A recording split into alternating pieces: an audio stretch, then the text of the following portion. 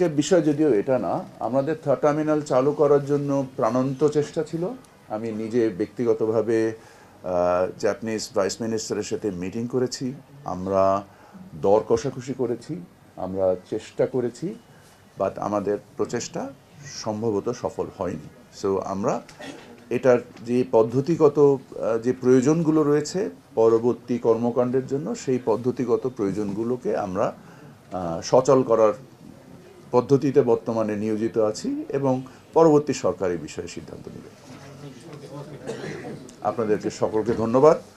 আমরা আশা করি আপনাদের মাধ্যম দিয়ে আমরা যাত্রী অধিকার এবং এই সেক্টরে আমাদের যে মানে প্রবাসী যারা শ্রমিকরা কাজ করেন তাদেরকে যে প্রতারণা তৈরি করা হয়েছিল বিভিন্ন সিন্ডিকেটের মাধ্যমে, অসাধু এয়ার অপারেটর, অসাধু জিএসএ, অসাধু ট্রাভেল এজেন্সি, এই অসাধুতাটাকে আমরা থামাতে চেয়েছি। আর যারা ভালো তাদেরকে আমরা আশা করি তাদের মাধ্যমে বাজারে সুষ্ঠু প্রতিযোগিতাশীল, আমি যেটা আগেও আপনাদেরকে বলেছি যে টিকিটের মূল্য কমানো আমার লক্ষ্য না, টিকিটের মূল্য যৌক্তিককরণ আমার লক্ষ্য।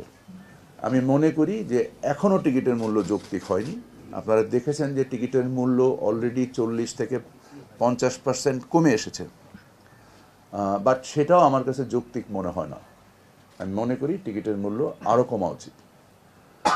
বাট এই যৌক্তিক পর্যায়ে আনার ক্ষেত্রে আপনারা প্রয়োজনীয় সংবেদনশীলতা তৈরি করবেন। আপনাদের অনুসন্ধানের মাধ্যমে যারাই দুর্বৃত্তায়নের সাথে সংশ্লিষ্ট, সে যেই হোক, তাদের ব্যাপারে আমি আপনাদের কাছে বিশেষভাবে অনুরোধ করব যে এটা আপনাদের গণমাধ্যমে প্রকাশ করবেন, যার ফলে মানুষ এ ব্যাপারে সচেতন হয় এবং প্রতারিত না হয়। সকলকে অসংখ্য ধন্যবাদ। আসসালামু আলাইকুম।